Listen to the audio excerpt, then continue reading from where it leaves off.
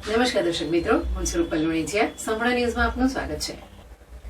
જેમ વર્ષમાં 4 નવરાત્રી આવતી હોય છે, તેમાં આસોની શારદીય અને ચૈત્રની વસંતીય નવરાત્રીનું વિશેષ મહત્વ હોય છે.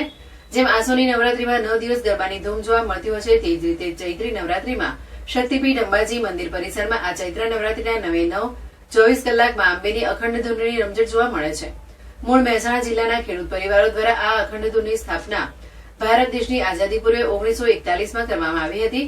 જ્યારે પ્રજા પર આવી પડેલ આપત્તિને દૂર કરવા શરૂ થયેલ અખંડ ધૂન મહેસાણા જિલ્લાના 150 ઉપરાંત શ્રદ્ધાળુઓ દ્વારા 83 વર્ષથી આ પરંપરાને જાળવી રાખવામાં આવી છે.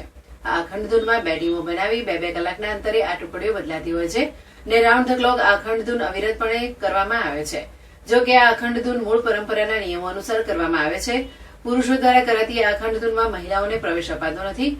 જો મહિલાઓને અખંડ ધૂન કરવી હોય તો તેઓ બહારની બાજુ અલગ બેસીને કરી શકે છે. ચૈત્રી નવરાત્રીના 9 દિવસ આ ધૂન મંડળના સંચાલકો તેમજ મંડળમાં આવતા લોકો તેલથી બનાવેલું ભોજન જમતા નથી ને માત્ર ઘીના ઉપયોગથી બનાવેલી રસોઈ જ બનાવીને જમે છે. મહિલાઓએ અખંડ ધૂનમાં દરમિયાન પ્રવેશ ન અપાતો હોવાનો કોઈ રંજ નથી. તેઓ બહાર અલગ બેસીને માતાજીની ધૂન કરતા હોય છે.